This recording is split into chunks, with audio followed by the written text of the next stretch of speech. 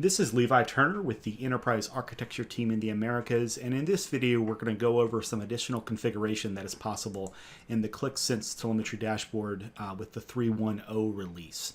So we'll go ahead and go inside of the app. The key details here are going to be in the data load editor, so we're going to need to look at the script. You see here that we're in 3.1.0.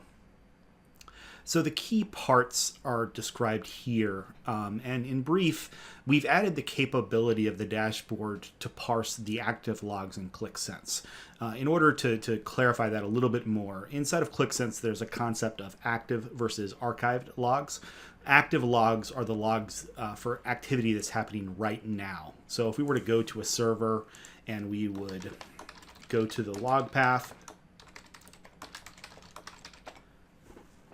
in these folders encapsulates activity of things that are happening right now until a log is archived. A log is going to be archived every 12 hours, 8 megabytes, or service restart. As a consequence, historically in the telemetry dashboard, we just parsed information from the archived log store, as well as whatever node was doing the reload. We're getting the session, the Qlik's performance, and the engine performance logs from there. With the 3.1.0 release, we've added an additional option here. So by default, this is set to 0, which means continue doing it the old way. If you change this to 1 instead, this will now activate this section. This section will now be used. This section describes library connections, so data connections that already exist. For example, in this environment, we have 3 data connections set up.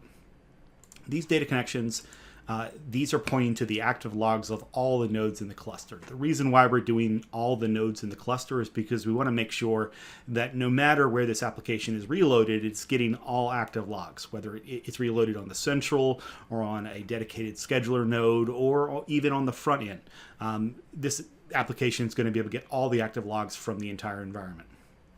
You see here we're using admin shares for our data connections. You, of course, should use proper UNC shares. They're a bit more robust. Go into properties, sharing. We would share it with a service account and maybe some admins, and then we'd use that path. And then we use that for the data connection, and we repeat that on every node. But once that's set up, we're going to use the name of the library connection. In this case, we've removed the username that's appended, but of course you could do something like this. But once this is set up, we're going to adjust the data connections outlined here to match our paths. So Qt Arch Lab US O.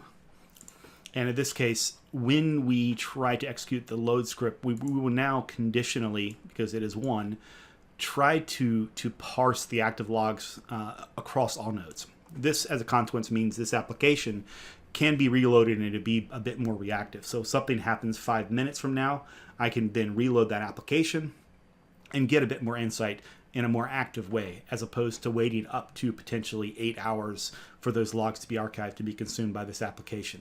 This is the same principle that is used in the default apps, the operations monitor, the license monitor, those tools.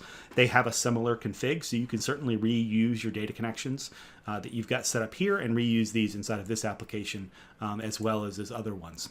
But this is an improvement for the 3.1.0 release, and everything else should be appreciably the same. The application hasn't appreciably changed in terms of the data. There's been a couple of minor UI fixes to a couple of things, but in principle, everything should be the same.